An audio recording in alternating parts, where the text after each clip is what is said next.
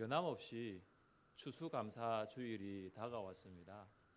추수감사주일을 생각하면서 우리는 무엇 때문에 추수감사주일을 지켜야 하는가, 그런 생각이 들었습니다. 우리는 무엇 때문에 감사해야 하는가, 그런 질문을 저 자신에게 하게 되었습니다. 여러분, 오늘은 추수감사주일입니다. 여러분은 무엇 때문에 하나님께 감사하겠습니까? 주변을 둘러보면 감사할 제목이 보이지 않는 것 같습니다. 작년과 올해를 비교하고 직장과 가정의 형편들을 돌아보며 감사 제목을 찾는 것은 정말로 어려운 것 같습니다. 감사 제목이 있으면 감사할 수 있고, 반대로 감사 제목이 없다면 감사하지 않을 수 있을까요? 우리가 무엇으로 하나님 앞에 감사해야 하고, 또 무엇 때문에 하나님께 감사드려야 할까요?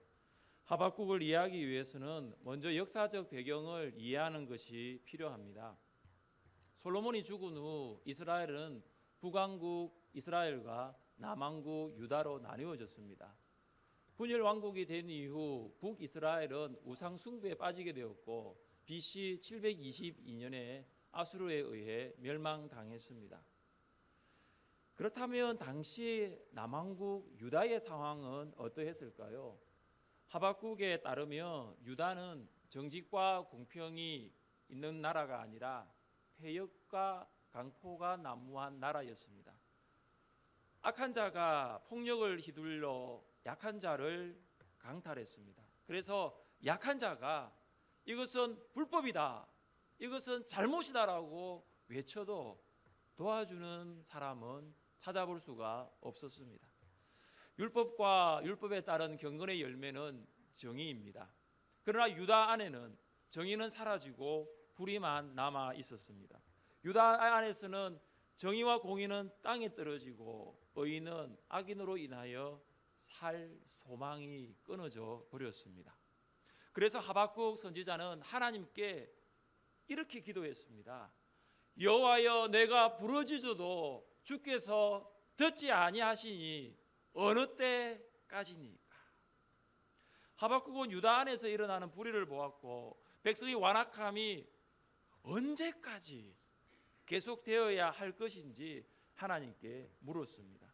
하나님 하박국 선지자에게 바벨론을 사용하여 유다를 멸망시키겠다라는 말씀을 하십니다.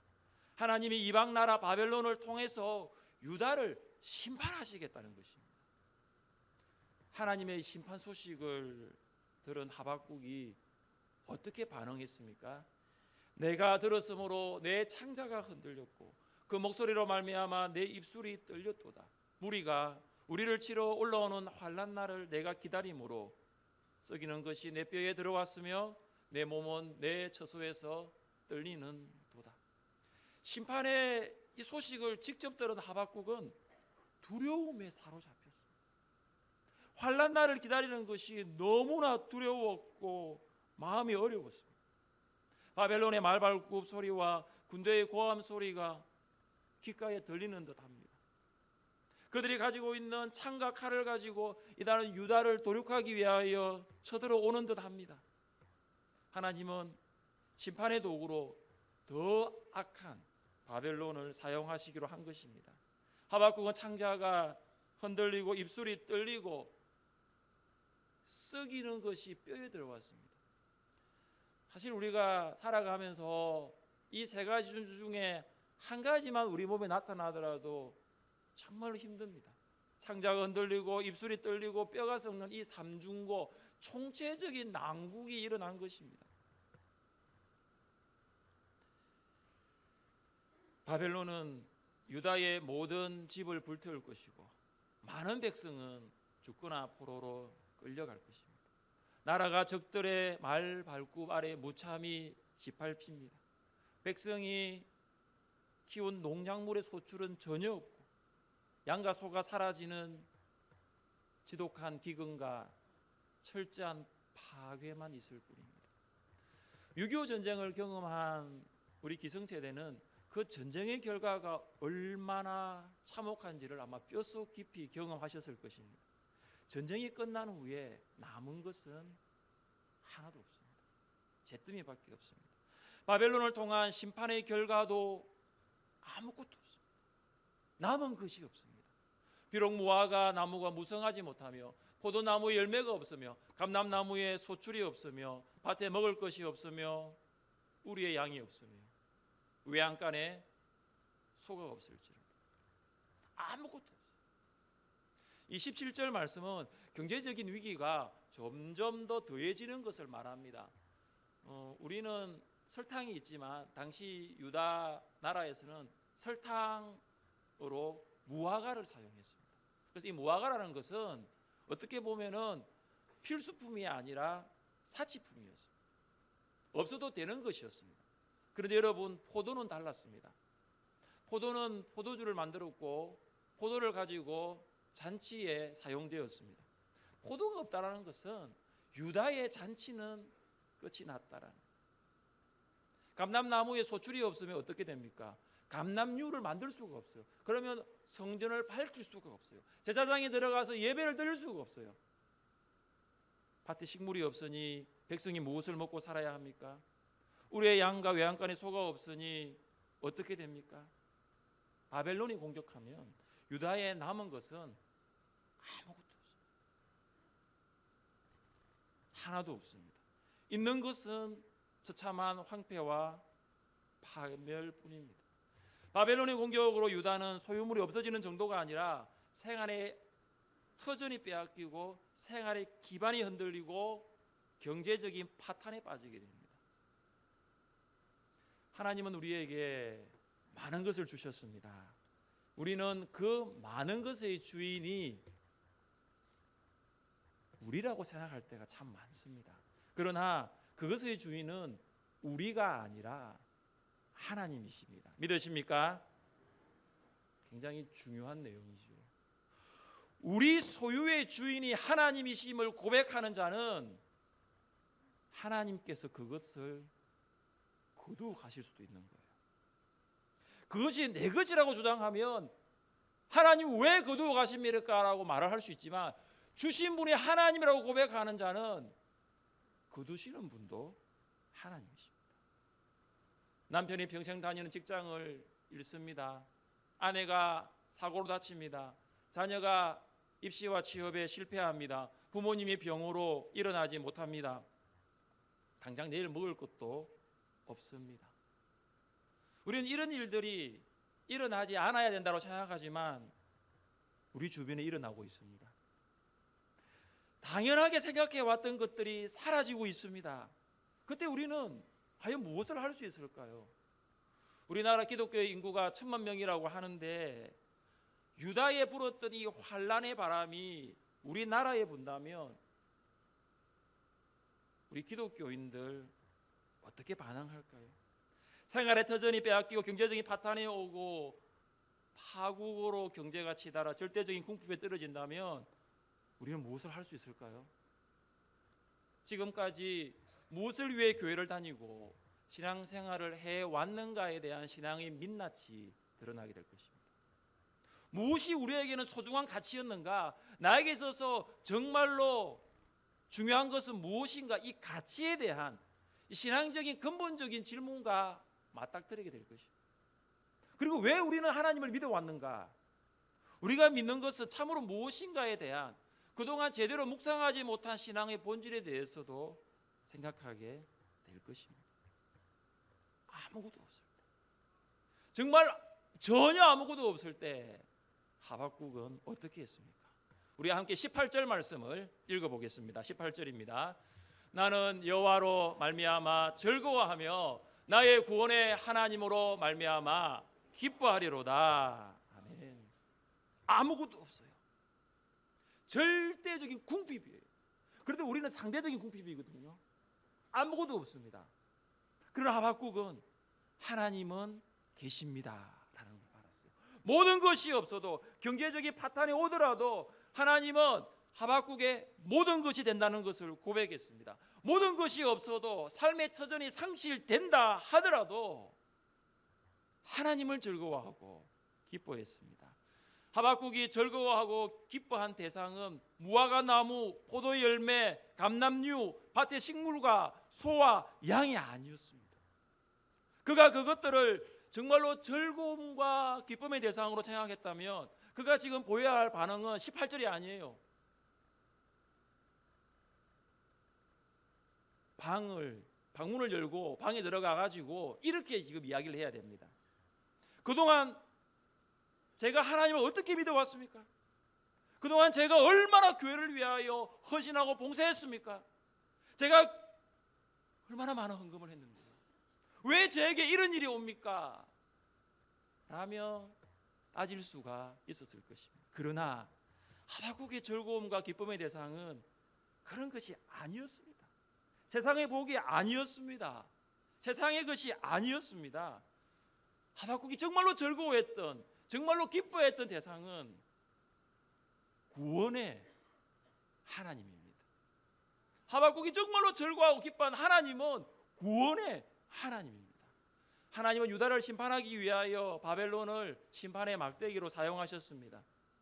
유다의 왕들과 백성들은 하나님을 심판의 하나님으로만 보았습니다. 하나님이 바벨론을 통해서 우리가 그동안 지었던 집을 불태우고 무너뜨리고 우리가 수고한 그 예선 열매를 다 빼앗아가고 모든 가축을 없애시는 그 심판의 하나님으로만 생각했습니다. 그들은 이 처참한 환경 가운데서는 우리는 희망도 없다, 우리는 기대도 없다, 우리는 소망도 없다라고 말을 했습니다. 그러나 하박국은 그들과는 달랐어요. 비록 하나님의 무서운 심판이 실현되지만 그는 심판을 넘어선 구원을 바라본 것입니다. 심판만을 바라본 것이 아니라 심판 너머에 있는 구원을 본 것입니다. 가장 절망적이고 처절한 환경 속에서 구원의 하나님을 본 것입니다. 유다 백성은 하나님의 심판을 말하지만 하박국은 하나님의 구원에 초점을 맞추었습니다. 유다는 하나님의 심판이라고 절망하고 있었지만 하박국은 하나님의 구원을 소망했습니다. 그래서 그는 나의 구원의 하나님으로 말미암아 기뻐하리로다. I will rejoice in the God of my salvation. 나는 절망적인 상황 안에서 있는 것이 아니라 나는 하나님 안에서, 나의 구원의 하나님 안에서 내가 기뻐하겠다라고 하박국은 고백했습니다. 그는 구원의 하나님 안에서 기뻐하였습니다. 환경 안에서는 기뻐할 수 없습니다. 환경이 주는 기쁨 지속할 수 없습니다. 우리는 환경 안에서의 기쁨이 아니라 하나님 안에서 기뻐할 수 있습니다. 사도 바울이 빌립보 교회 성도들에게 무엇을 말했습니까? 주 안에서 항상 기뻐하라. 내가 다시 말하노니 기뻐하라. 그는 비록 로마 감옥 안에 있었습니다. 그러나 그는 주님 안에 있었어요. 그래서 로마 감옥 안에 있지 않는 빌립보 교회 성도들을 향하여 주 안에서 기뻐하라고, 참 기쁨은 주님 안에 있다고, 주님 안에 있는 자에게는 근심이 없다라고 이야기를 하였습니다. 주 안에 있는 나에게 딴 근심 있으랴. 주 안에 있는 나에게 찬양을 진심으로 부른다면 근심이 우리 안에 있는 것이 아니라 기쁨이 우리에게 있습니다. 우리 함께 찬양 해볼까요? 주 안에 있는 나에게 딴 근심이 있으랴. 십자가 밑에 나아가 내 짐을 풀었네. 주님을 찬송하면서 할렐루야 할렐루야. 내 앞길 멀고 험해도 나 주님만 따라가리. 우리가 절망적인 상황 가운데 우리가 어디에 있는지, 우리가 어디 안에 있는지 굉장히 중요해요. 주 안에 있는 나에게 기쁨이 있을 줄 믿습니다. 아무것도 없는 절망적인 상황 속에서 심판의 하나님이 아니라 구원의 하나님 안에서 기뻐하는 것이 믿음입니다. 믿음은 절망 가운데서 소망을 바라보는 것이고 심판의 먹구름 위에 있는 구원의 태양을 바라보는 것입니다. 하박국은 하나님이 유다를 구원해 주실 것이라는 확고한 믿음을 가지고 있었습니다. 그래서 그는 이렇게 고백했습니다. 의인은 그의 믿음으로 말미암아 살리라. 가장 절망적인 상황 가운데, 가장 처참한 상황 가운데 하나님에 대한 확고한 믿음을 가지고 있었습니다. 절대적인 궁핍, 경제적인 파탄, 삶의 터전의 상실 가운데서도 하나님에 대한 믿음은 결코 흔들리지 않았습니다. 하박국은 믿음으로 모든 것이 전혀 없는 그 환경을 뛰어넘어 감사의 자리로 나아갈 수 있었습니다. 그는 환경 때문에 감사한 것이 아니라 구원의 하나님 때문에 감사했습니다. 하나님이 주신 것 때문에 감사한 것이 아니라 하나님 때문에 감사했습니다. 우리는 환경 때문에 감사하고 있습니까? 아니면 하나님 때문에 감사하고 있습니까? 하나님이 주신 것 때문에 감사하고 있습니까? 아니면 하나님 때문에 감사하고 있습니까? 건강 때문에 감사하신다면 건강하지 않으면 감사하지 않을 수 있습니다. 물질 때문에 감사했다면 물질이 없으면 감사하지 않을 수 있습니다. 직장 때문에 감사했다면 실직되면 감사하지 않을 수 있습니다. 자녀 때문에 감사했다면 그 자녀가 여러분의 기대에 어긋난다면 감사하지 않게 됩니다. 환경은 변해왔고 지금도 변하고 있고 앞으로도 변할 것입니다. 변하는 환경 때문에 감사하는 것은 참된 감사가 아닙니다. 비록 건강하지 못할지라도, 비록 경제적으로 어려울지라도, 비록 직장이 없을지라도, 비록 매출이 떨어질지라도, 자녀가 속을 썩일지라도, 상황이 뜻대로 안 풀릴지라도 우리는 구원의 하나님께 감사해야 합니다. 환경이 감사의 원천이 아니기 때문에 감사의 원천은 하나님이십니다. 하박국은 절망적인 상황 속에서 무엇을 고백했습니까? 우리 함께 말씀을 읽어보겠습니다. 주 여호와는 나의 힘이시라. 나의 발을 사슴과 같게 하사 나를 나의 높은 곳으로 다니게 하시리로다. 아멘. 하나님을 감사의 원천으로 하나님 때문에 감사하겠다고 고백한 하박국은 나의 힘은 하나님이십니다. 하나님을 힘의 원천으로 고백하고 있습니다. 하나님께서 하박국에게 힘을 주셨기 때문에 강건하게 할 수 있었고 힘을 주셨기 때문에 심판이라는 그 절망이라는 상황을 극복할 수 있었다라고 말하고 있습니다. 느헤미야가 이스라엘 백성에게 여호와로 인하여 기뻐하는 것이 너희의 힘이라고 했습니다. 절망적인 상황을 이길 수 있는 힘은 우리에게는 없습니다. 절망 가운데 성도의 힘은 하나님을 기뻐하는 것입니다. 우리가 하나님을 기뻐하는 것이 절망적인 상황을 이길 수 있는 힘입니다. 그럼 19절 말씀에 참 독특한 표현이 하나 나옵니다.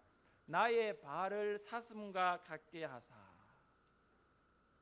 사슴과 같게라는 이 말은 사슴의 발과 같이라는 말입니다.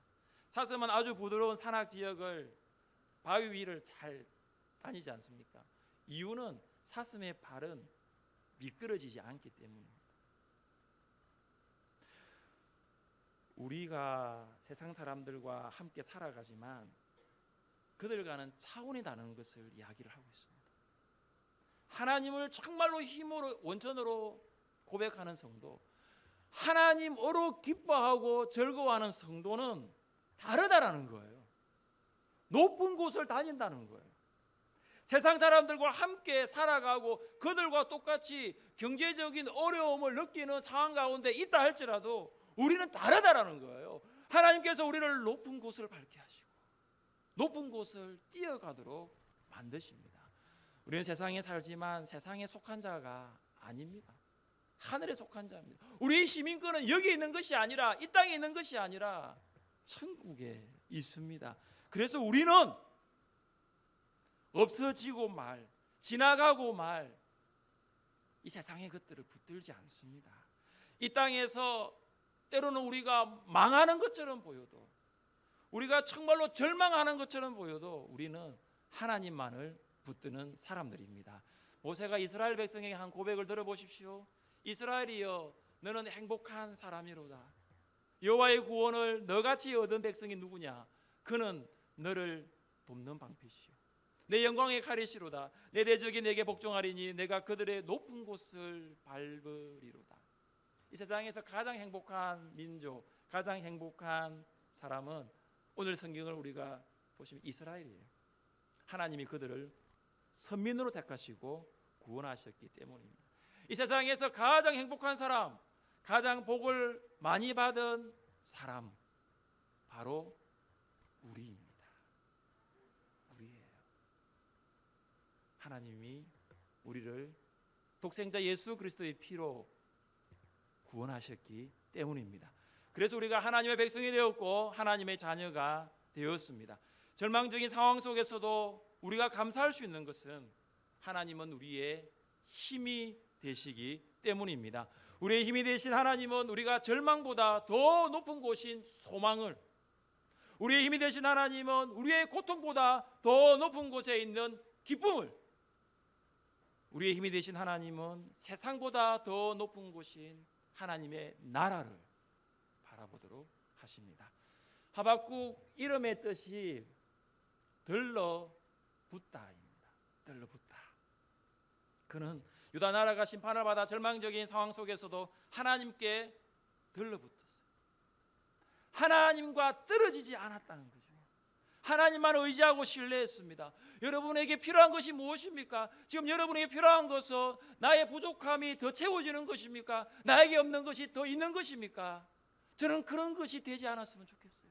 여러분에게 정말로 필요한 것은 하나님과 저 사이에 어떤 것도 불순물이 없도록, 하나님, 제가 하나님과 들러붙을 수 있도록, 그것이 저의 마음의 필요입니다.